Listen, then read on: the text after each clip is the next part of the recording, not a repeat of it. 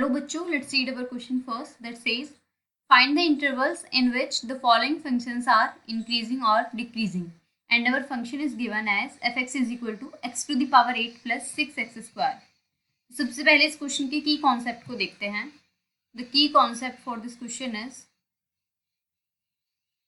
कि अगर हमारे पास कोई फंक्शन है एंड उसका फर्स्ट डेरिवेटिव है f dash x and this f dash x is greater than or equal to 0 in any interval suppose I. तो हम बोलेंगे इस केस में कि जो हमारा fx है that is our increasing function in interval I.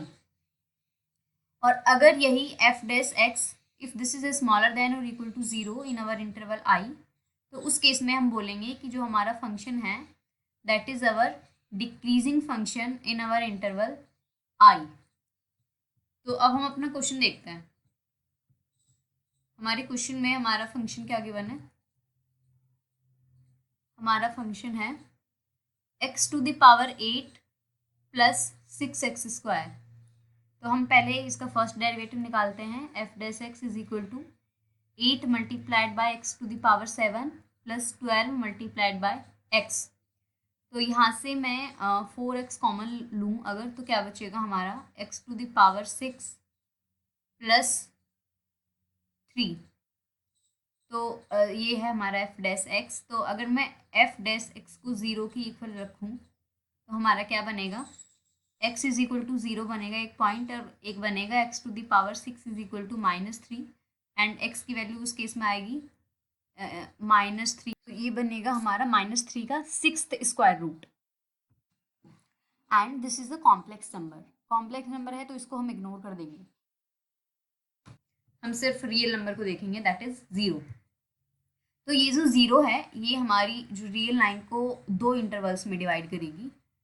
0 एक तो देखो ये -इन्फिनिटी की तरफ जा रहा है एरो और ये +इन्फिनिटी की तरफ, और ये 0 है. तो हमारा फर्स्ट इंटरवल तो बनेगा -इन्फिनिटी से 0 एंड सेकंड बनेगा हमारा 0 से इन्फिनिटी. तो हम अपने इंटरवल अगर लिखें इंटरवल्स, तो एक तो हमारा हो गया -इन्फिनिटी से 0 एंड एक हो गया हमारा 0 से इन्फिनिटी इनफाइनाइट. और तो हम क्या करेंगे ये जो हमारा इंटरवल है इसमें से एक रैंडम पॉइंट चूज करेंगे. Suppose that is called test point. Test point क्यों बोल रहे हैं, क्योंकि हम उस पर टेस्ट करके देखेंगे और उसके करस्पॉन्डिंग हम निकालेंगे fx की वैल्यू. fx की वैल्यू हम ये देखेंगे कि वो निगेटिव है या पॉजिटिव.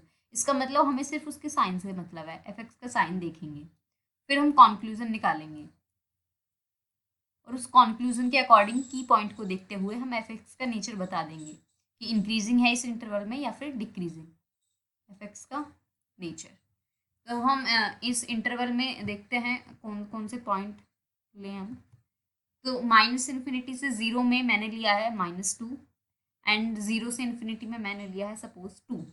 तो f डैश x का साइन है क्या होगा, पहले f डैश x है क्या 4x into x to the power 6 plus 3. f dash is equal to 4x into x to the power 6 plus 3. तो x इज इक्वल टू -2 पर क्या वैल्यू आएगी 4 into -2 and -2 the power 6 plus बनेगा and ये finally plus. तो plus minus क्या हो जाएगा हमारा माइनस. तो इस केस में हमारी f डैश x का साइन कैसा आया निगेटिव. और x इज इक्वल टू 2 की बात करूँ तो 4 इंटू 2 8 ये भी प्लस, और 2 की पावर 6 प्लस 3 ये भी प्लस. तो फाइनली इसका साइन क्या बनेगा हमारा प्लस. कॉन्क्लूजन देखो अगर मैं एंड पॉइंट पर इसकी वैल्यू निकालूँ at x is equal to 0 तो क्या आएगा हमारा 4 इंटू 0 0 सब कुछ 0. तो कॉन्क्लूजन इज कि इस इंटरवल में हमारा जो f डैश x है वो या तो स्मॉल देन 0 है या फिर इक्वल टू 0 है, क्योंकि 0 पर 0 आ गया ना. और इस इंटरवल में 0 से इनफाइनाइट में हमारा f डैश x या तो ग्रेटर देन 0 है या फिर इक्वल टू 0 है. तो अगर हम अपने की कॉन्सेप्ट को देखें तो की कॉन्सेप्ट के अकॉर्डिंग अगर f dash x greater than और 0 है तो उस इंटरवल में इंक्रीजिंग होगा, और स्मॉलर देन और इक्वल टू 0 है तो इस इंटरवल में डिक्रीजिंग होगा. तो उसी के अकॉर्डिंग हम अपना नेचर लिख लेते हैं इसका. तो इसमें तो हो गया हमारा डिक्रीजिंग फंक्शन और इसमें हो गया हमारा increasing function. So the final answer देखते हैं अब हम इस क्वेश्चन का क्या आएगा. तो increasing interval increasing interval and decreasing interval. Decreasing, so increasing interval तो था हमारा 0 से इनफाइनाइट एंड डिक्रीजिंग था हमारा माइनस इनफाइनाइट से 0. So the most appropriate answer for this question is the increasing interval of the given function is 0 to infinite and the decreasing interval of the given function is minus infinite से 0. Hope you will understand. Best of luck. Thank you.